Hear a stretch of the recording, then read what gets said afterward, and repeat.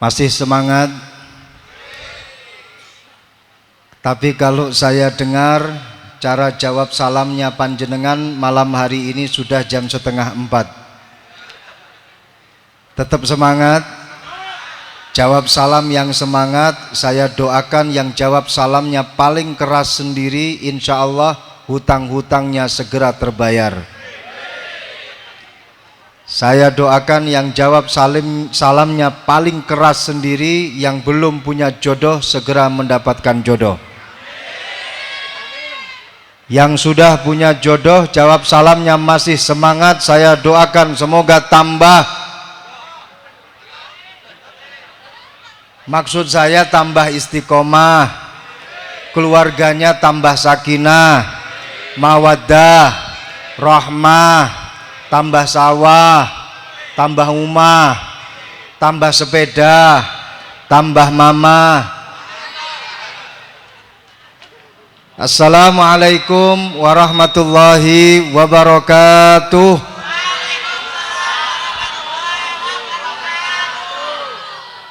Alhamdulillah, bansernya sebelah kanan saya yang paling keras jawab salamnya. Kita doakan semoga bapak-bapak banser ini tambah. Amin. Banser ini luar biasa.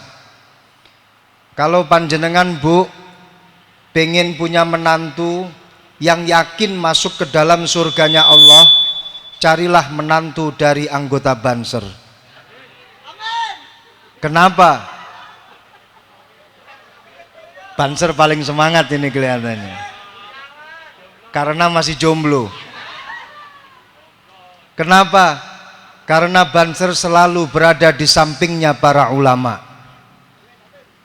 Orang yang sahiba aliman sa'ida bihi. Barang siapa yang bersama dengan orang alim, maka dia akan beruntung bersamanya. Ini makalah dari Al-Imam Abdullah ibn Abbas. Beliau mengatakan, man sa'ida salihan sa'ida bihi. Barang siapa yang bersanding bersama dengan orang soleh, bersanding dengan para ulama, maka dia akan bersama dengan orang soleh tersebut, alias dia akan sentosa sejahtera dunyan wa ukhran. Amin ya rabbal alamin. Ketika para ulama insya Allah masuk ke dalam surganya Allah, banser ketika di dunia selalu bersanding dengan para ulama, insya Allah akan bersama masuk ke dalam surganya Allah. Dalam satu anekdot dikatakan ketika antara banser dan ulama bersanding akan masuk ke dalam surganya Allah, ada satu riwayat ternyata banser masuk surga terlebih dahulu sebelum ulamanya. Kenapa? Karena sebelum masuk surga banser punya alasan, Kiai mau cek lokasi terlebih dahulu. Man sahiba salihan sa'ida bihi, kata Al-Imam Abdullah ibn Abbas. Beliau mengatakan semacam ini karena mengambil satu kisah dari Ashabul Kahfi, di mana Ashabul Kahfi ini punya anjing. Anjingnya itu namanya Kitmir. Tapi bukan berarti Ashabul Kahfi ini punya anjing. Soalnya Kitmir yang dimaksud di dalam Al-Quran itu adalah anjing yang ikut Ashabul Kahfi, bukan anjing miliknya Ashabul Kahfi. Tidak ada satu riwayat pun yang mengatakan bahwa Ashabul Kahfi ini ngingu anjing atau memelihara anjing. Tidak ada. Tapi anjing yang namanya Kitmir itu ikut kemanapun Ashabul Kahfi itu pergi. Ketika Ashabul Kahfi masuk ke dalam gua, anjing yang diberi nama Kitmir itu ikut Ashabul Kahfi, ikut ulama yang dinamakan dengan Ashabul Kahfi. Sama dengan para banser, nggak diundang tetap datang di acara pengajian. Yang diminta 10 orang, yang datang 50 orang. Biasanya semacam itu. Nggak tahu kalau banser area sini kira-kira sama seperti itu atau mungkin lebih parah. Ketika Ashabul Kahfi masuk ke dalam gua, yang mana Ashabul Kahfi itu tertidur sampai ratusan tahun, Qitmir menjaga Ashabul Kahfi. Di situ dia menjaga yang sampai pada akhirnya Qitmir menjadi tulang belulang. Yang dijaga itu tidur, yang menjaga sampai jadi tulang belulang. Satu riwayat mengatakan hayawan yang masuk ke dalam surganya Allah, termasuk diantaranya adalah anjingnya Ashabul Kahfi. Banser selalu menjaga para ulama, Banser selalu menjaga para kiai. Walaupun toh terkadang kiainya sedang ceramah, Bansernya yang tidur. Bukan seperti Ashabul Kahfi, Ashabul Kahfinya yang tidur, anjingnya yang berjaga, tapi malah justru kebalikannya, ulamanya yang sedang berbicara, Bansernya yang sedang tidur. Tapi enggak apa-apa, insya Allah nasibnya lebih baik daripada anjingnya Ashabul Kahfi. Anjing saja bisa masuk ke dalam surganya Allah, Banser saya yakin juga bisa masuk ke dalam surganya Allah. Amin ya Rabbal Alamin. Saya promosikan kepada ibu-ibu, yakinlah cari menantu yang diyakini masuk ke dalam surganya Allah. Carilah menantu dari anggota Banser. Insya Allah rahmatan lil alamin. Gereja saja dijaga oleh mereka, apalagi putri panjenengan pasti akan setia selalu terjaga. Amin ya Rabbal Alamin. Alhamdulillah, alhamdulillahilladzi an'amana bihadhihi ni'mah walladzi ajma'ana fi hadzal makanil mubarak. Wa nusalli wa nusallim ala sayyidina wa maulana Muhammad wa ala alihi wa sahbihi ajma'in. Allahumma shrah li sadri wa yassir li amri wahlul 'uqdatam min lisani yafqahu qawli, amma ba'du.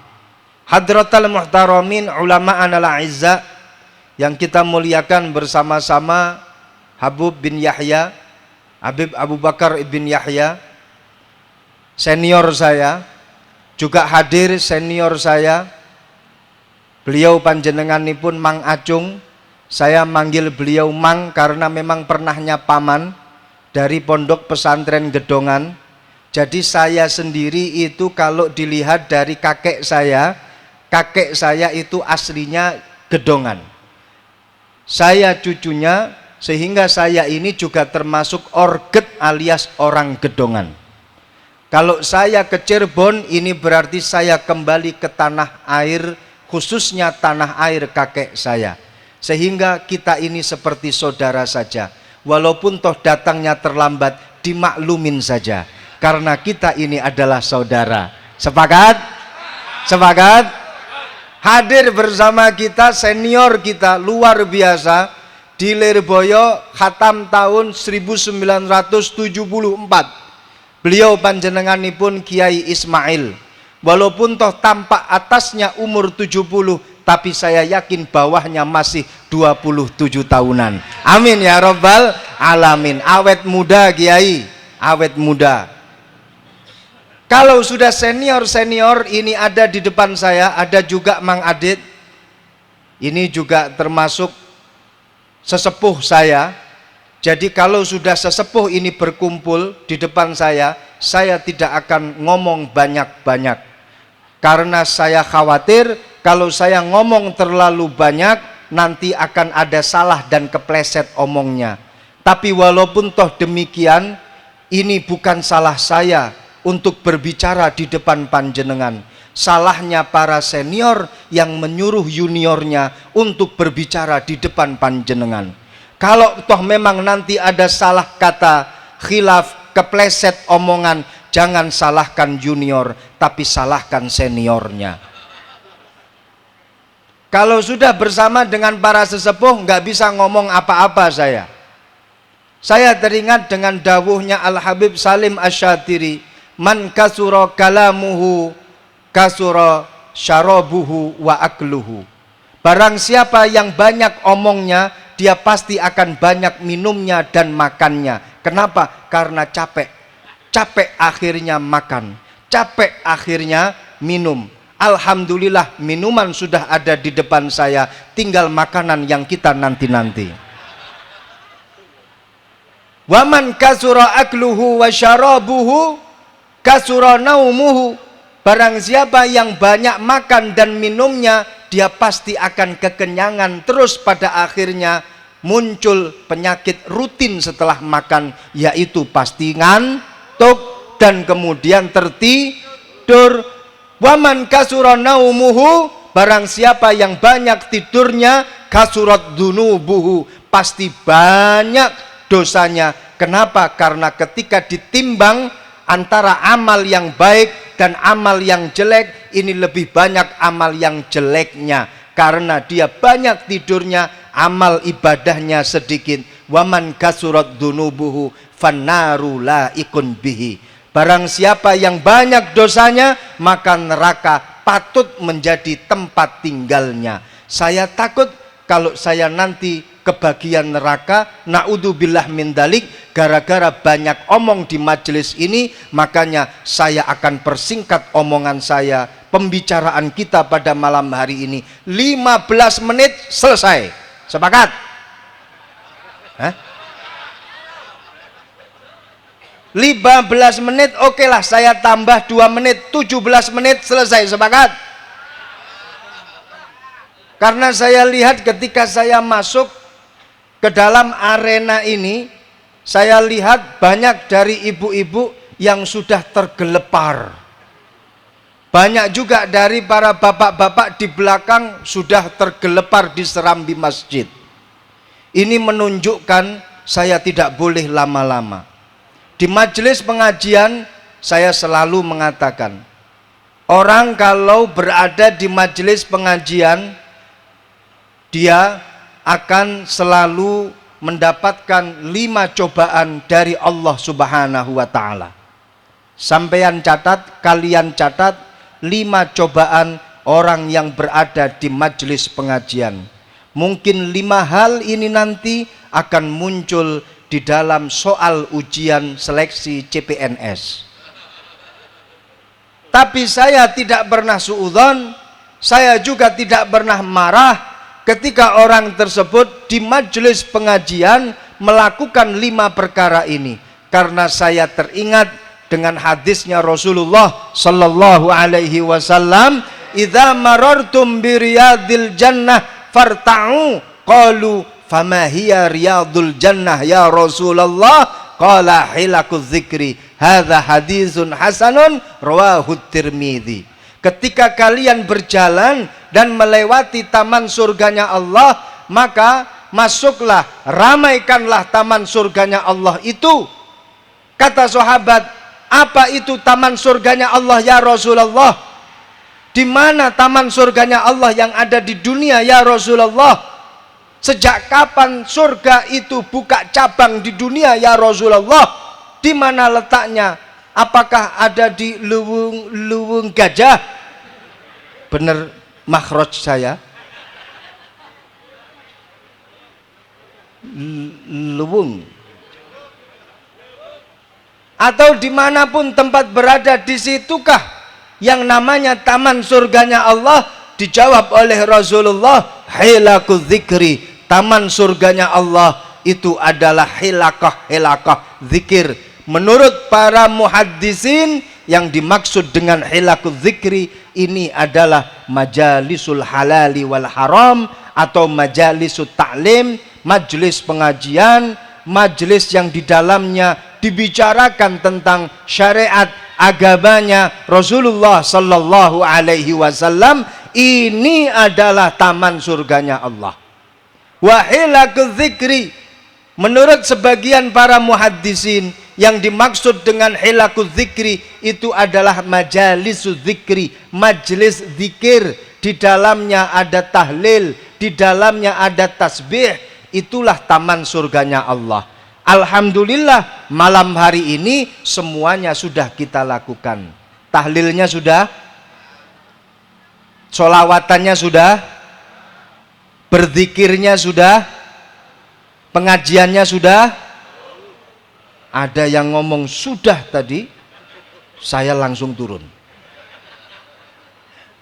Di sini lengkap, semuanya ada, maka saya yakin malam hari ini kita berada di taman surganya Allah. Nggak usah amin, sudah kejadian. Malam hari ini kita berada di taman surganya Allah. Ketika kalian berada di taman surganya Allah, anginnya silir-silir pakai kipas angin manual, hawanya dingin-dingin, bikin penasaran. Penasaran mau ngapain. Kalau hawanya nikmat, anginnya sumilir semacam ini, kira-kira yang datang itu apa? Apa yang datang? Cocok. Sama, saya sepakat. Karena 5 hal tadi yang saya maksud. Yang pertama, orang kalau pengajian itu pasti akan dicoba oleh Allah Subhanahu wa ta'ala. Yang pertama, kakinya pasti semuten. Semuten apa bahasa sini? Sing siremen. Pasti. Betul kan? Jangan ngeprank saya loh. Ini. Kakinya pasti akan sing siremen. Ya. Betul, Bu? Karena saya lihat tadi waktu masuk ke sini sampai sekarang sudah banyak ibu-ibu yang kakinya naik, turun, maju, mundur. Baru 5 menit saya berada di sini, ibu-ibu yang pakai kerudung pink itu sudah memajukan dan memundurkan kakinya sudah 17 kali. Yang kedua, orang kalau berada di majelis pengajian, selain sing siremen kakinya, pasti dia juga dicoba oleh Allah dengan boyoen. Apa bahasa sini boyoen?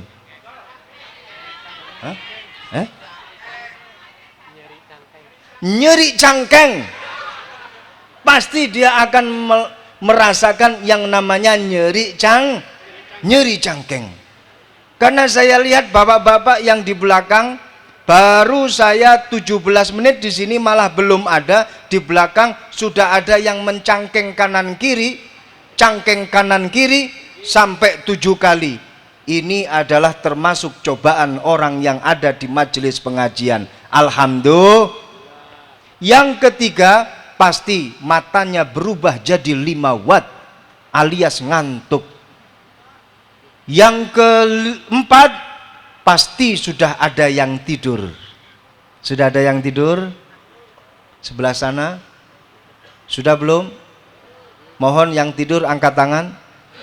Alhamdulillah, tidak ada yang angkat tangan, berarti semuanya hidup.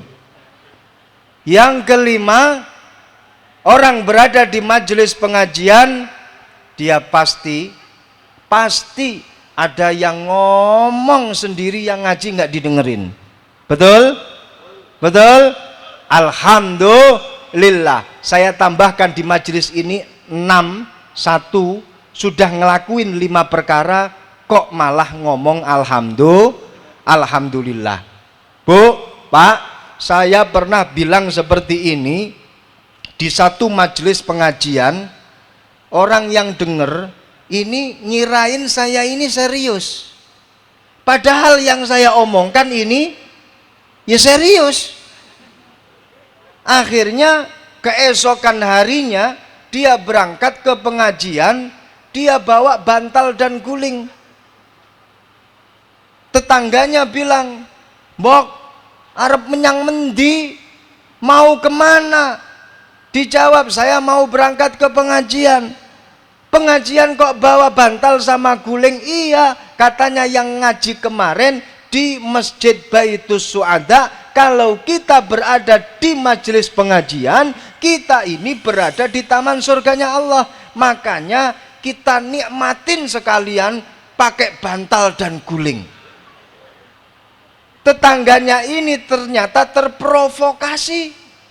Akhirnya dia nggak mau kalah, dia berangkat juga ke pengajian, nggak cuman bawa bantal sama guling, spring bed pun dia bawa ke majelis pengajian. Makanya saya juga mempersilahkan panjenengan, kalau sudah merasa nyaman, nikmat berada di majelis pengajian, kalau mau ngantuk, kalau mau tidur, silahkan tidur. Saya tidak akan marah. Minimal saya hanya akan mendoakan, saya doakan semoga bablas. Maksudnya bablas sampai subuh, nggak bangun-bangun. Shallu ala Muhammad. Alhamdulillah, sudah 15 menit saya berada di majelis ini. Berarti selesai sudah pengajian kita pada malam hari ini. Lanjut? Sudah? Sudah lanjut? Saya sebenarnya sudah pesimis tadi itu. Waktu berangkat ke sini, saya dari Karawang. Sebelum Karawang, saya ada acara di Moga. Sebelum Moga, ada acara di Pemalang. Sebelum Pemalang, ada acara di Rembang. Acara di Karawang ini tadi selesai jam 4:30. Jam 5 saya berangkat dari Karawang. Masuk Ciledug sudah jam 10. Saya sudah bertanya-tanya kira-kira ini nanti lanjut acara halal bihalal atau enggak. Karena kalau sudah jam 10 ini biasanya sudah teler semuanya. Lebih-lebih malam hari ini saya ada 2 agenda. Yang satu di Bojongsari, yang satu di Luwung Gajah. Di Bojongsari selesai alhamdulillah sampai jam 11:30. Langsung cabut ke sini Bojongsari Brebes, langsung ke sini dan alhamdulillah nyampe di sini semuanya masih komplit, luar biasa. Semangat panjenengan, insya Allah mendapatkan ridho dari Allah Subhanahu wa Ta'ala. Ini hadir panjenengan di sini menunjukkan bahwa panjenengan hadir di sini dengan dasar ikhlas lillahi ta'ala. Sayyidina Ali karramallahu wajhah mengatakan, innallaha la yu'ti abdahu ilman illa wa huwa syakirun. Allah Subhanahu wa ta'ala tidak akan pernah memberikan ilmu yang manfaat kepada hamba-hambanya. Kalian ketika di majelis pengajian, di majelis apa saja, tidak akan pernah mendapatkan ilmu yang manfaat. Tidak akan pernah. Kecuali di dalam hatinya dia bersyukur kepada Allah Subhanahu wa Ta'ala. Sehingga ketika panjenengan bersyukur hadir di majelis ini dengan hati yang ikhlas, insya Allah pulang bawa ilmu yang manfaat. Selain itu juga pulang akan membawa berkat. Amin ya rabbal alamin. Kita buktikan nanti panitia bawain saya berkat atau tidak. Sampai jam sekarang kalian masih hidup, luar biasa. Sampai jam sekarang masih menikmati taman surganya Allah, luar biasa. Sampai jam sekarang masih memperingati halal bihalal, luar biasa. Keluar biasaan yang kita kagumi dari panjenengan adalah bagaimana panjenengan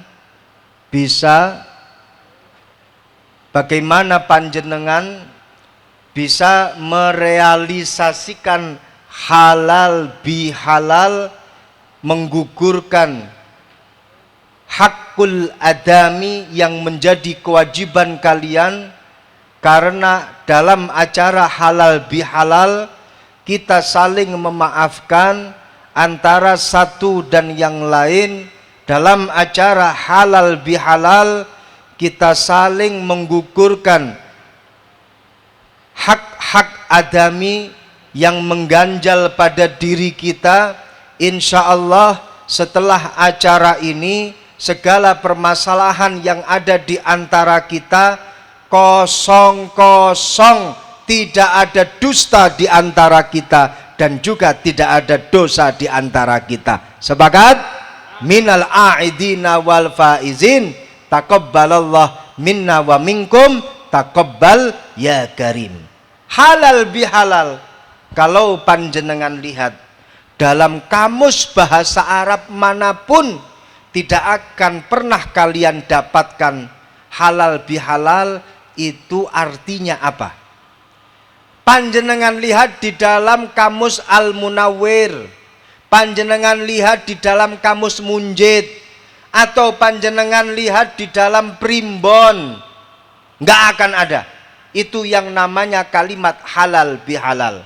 Karena ini memang bahasanya bahasa Arab, tapi menjadi istilah yang ada di Nusantara.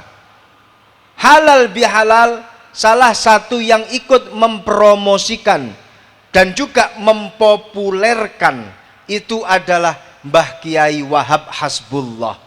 Ketika pada tahun 1948 pasca kemerdekaan, Presiden Soekarno memanggil Mbah Kiai Wahab Hasbullah, salah satu pendiri daripada Jam'iyah Nahdlatul Ulama. Apa yang disampaikan oleh Presiden Soekarno, Kiai, pasca kemerdekaan ini sulit rasanya saya mengumpulkan tokoh-tokoh agama, tokoh-tokoh bangsa, tokoh-tokoh nasional. Saya ingin mereka kumpul dalam satu majelis, tapi bagaimana caranya? Kalau diadakan acara-acara yang biasa, mereka pasti akan punya penilaian, ini pasti akan ada negosiasi, ini pasti akan ada muatan politik. Akhirnya mereka nggak datang. Bagaimana solusinya, Kiai? Jawab Kiai Wahab Hasbullah, bikin acara yang unik. Apa itu, Kiai? Acara halal bihalal. Presiden Soekarno pada waktu itu mendengar kata-kata halal bihalal kaget juga. Halal bihalal, acara apa, Kiai? Sudahlah, diadakan acara halal bihalal, isinya di dalamnya silaturahim, kumpul-kumpul, saling memaafkan antara satu dan yang lainnya, tapi bikin satu istilah yang unik namanya halal bihalal, saling menghalalkan antara satu dan yang lain dalam hal hakul adami. Disebarlah undangan ke pelosok, ke seluruh Nusantara. Setiap orang yang pegang undangan namanya acara halal bihalal pasti langsung akan kaget. Unik, ini acara apa lagi? Undangan acaranya halal bihalal. Daripada saya bertanya-tanya, lebih baik saya datang.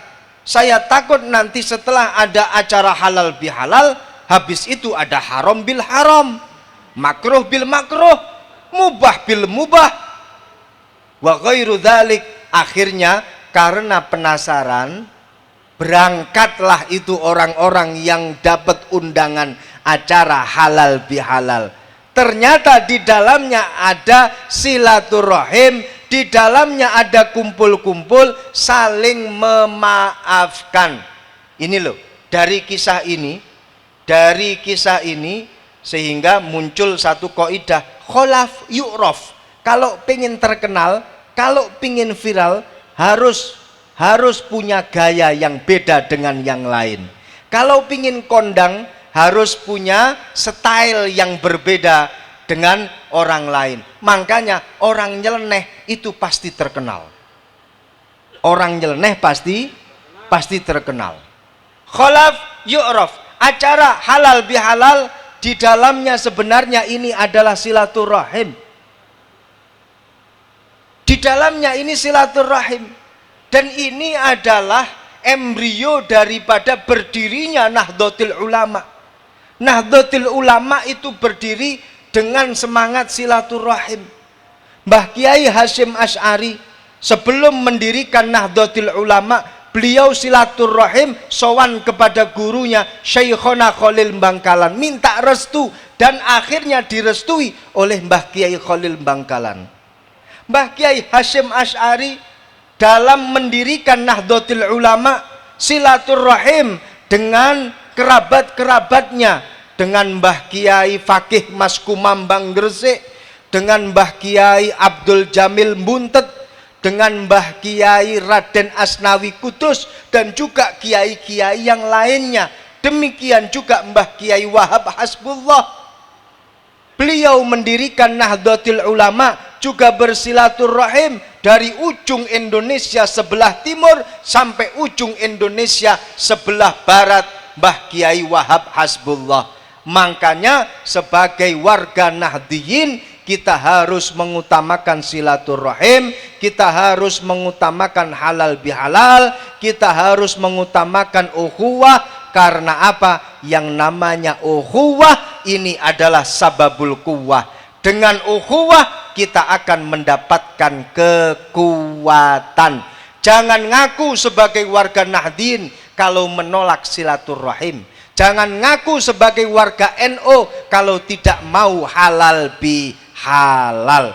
Biarkan mereka mengatakan, para orang-orang yang ada di luaran sana, mereka mengatakan, apa itu acara halal bihalal? Halal bihalal itu adalah bid'ah. Mereka tidak tahu di dalam halal bihalal itu ada silaturahim. Silaturahim termasuk bagian ajaran baginda Nabi Muhammad sallallahu alaihi wasallam. Berarti mengadakan halal bihalal ini juga artinya mengadakan silaturahim. Mengadakan halal bihalal itu juga mengikuti dawuhnya Rasulullah sallallahu alaihi wasallam. Saya terima kasih sekali kepada teman-teman Himasal dari Ciledug. Saya mengapresiasi setinggi-tingginya mengadakan acara halal bihalal, kumpul para alumni, kumpul para santri dan juga para wali santri di majelis yang mulia ini. Saya ucapkan apresiasi yang setinggi-tingginya, mensyiarkan pondok pesantren, mensyiarkan pondok, mensyiarkan tolabul ilmi. Saya sampaikan yang pertama kepada para wali santri, tolong persiapkan putra-putri panjenengan. Saat ini sudah masuk bulan Syawal, waktunya untuk kembali ke pondok pesantren. Kembalikan putra-putri panjenengan ke pondok pesantren. Bagi para wali santri yang putra-putrinya baru akan masuk ke pondok pesantren, saya ingatkan kepada para wali santri untuk sabar dan mengikhlaskan putra-putrinya untuk bertolabul ilmi, mencari ilmu di pondok pesantren. Saya sampaikan khususnya kepada ibu-ibu. Kenapa? Karena biasanya yang gandolin hatinya anak-anak putra-putrinya itu biasanya ibu-ibu. Betul? Betul? Bu, ketika putra-putri panjenengan akan diberangkatkan ke pondok pesantren, mulai hari ini panjenengan tata hati panjenengan. Saya ikhlaskan anak saya untuk mondok ke pondok pesantren. Kalian harus sabar. Kalau perlu, benahi niat panjenengan ketika memondokkan anak di pondok pesantren. Saya ini sering mendengar orang kalau mau memondokkan anaknya di pondok pesantren itu memakai kata-kata titip. Titip. Kok seakan-akan pondok pesantren itu tidak ada bedanya dengan penitipan sandal. Gus, saya mau titip anak. Kiai, saya mau titip anak. Kalau itu cuman sebagai kata-kata yang tidak masuk ke dalam hati, monggo silahkan. Tapi yang saya khawatirkan, dia punya satu penilaian bahwa pondok pesantren itu sebagai tempat penitipan anak. Na'udzubillah min dalik. Kalau dianggap sebagai tempat penitipan anak, berarti pondok tidak ada bedanya dengan tempat penitipan sandal. Kalau kalian mengatakan pondok adalah tempat penitipan, sama dengan penitipan sandal, maka ketika panjenengan masuk ke masjid, mau menitipkan sandal, ketika pulang keluar dari masjid, mau ambil sandal yang dititipkan, Kok sandalnya kurang satu, panjenengan pasti akan komplain kepada penjaga penitipan sandal. Betul?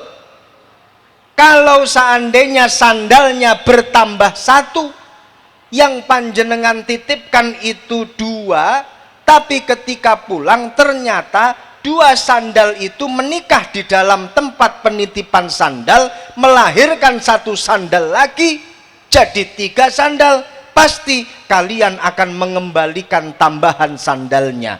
Yang Anda pakai hanya dua sandal, nggak mungkin tiga-tiganya dipakai bebarengan. Betul?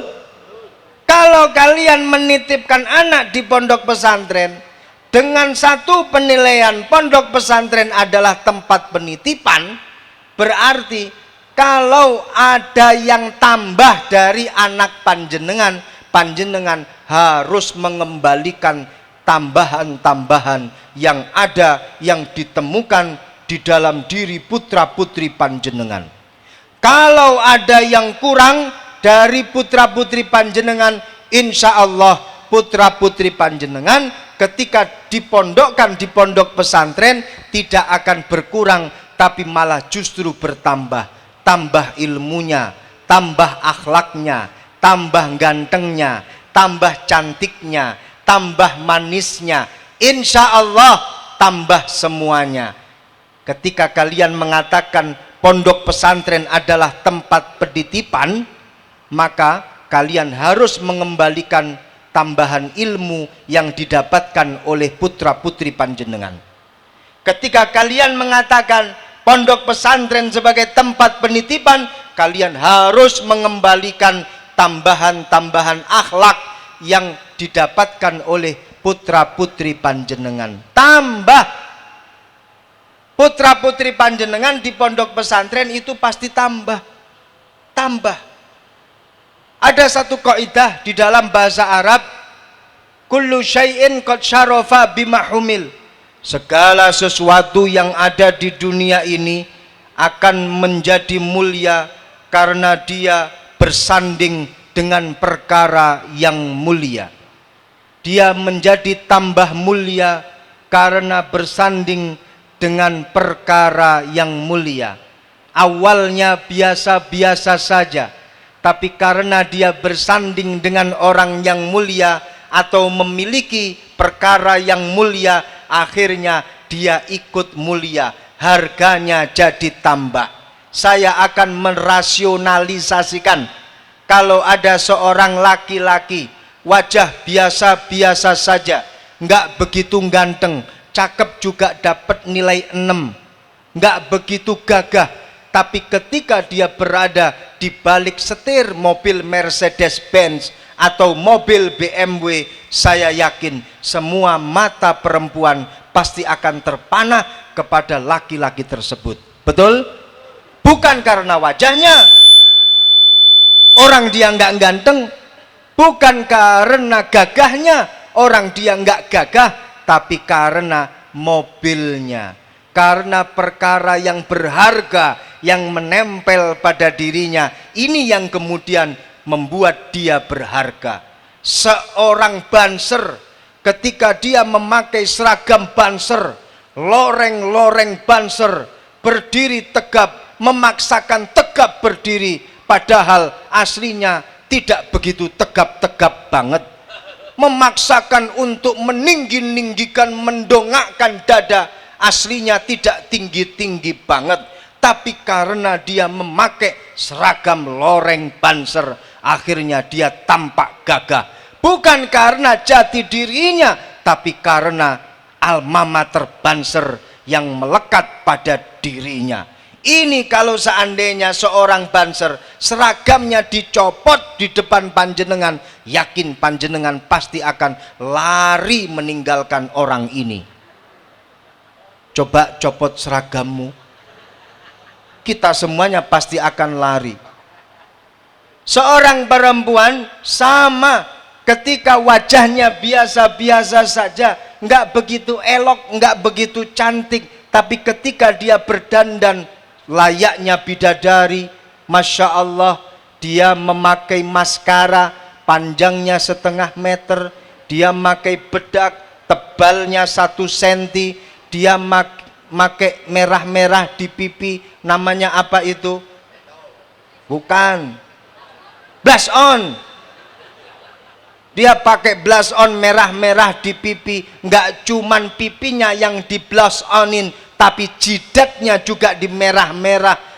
Dia pakai apa lagi yang namanya gincu, lipstick. Tidak hanya bibirnya yang dilipstikin, tapi sampai pipinya, sampai ke atas matanya, semuanya pakai lipstick. Saya yakin semua laki-laki pasti akan melirik kepadanya, minimal di dalam hati. Dia mengatakan, ini perempuan atau ondel-ondel. Betul? Bukan karena jati dirinya, tapi karena apa? Karena perkara yang melekat pada dirinya. Nah, putra-putri panjenengan ketika berada di pondok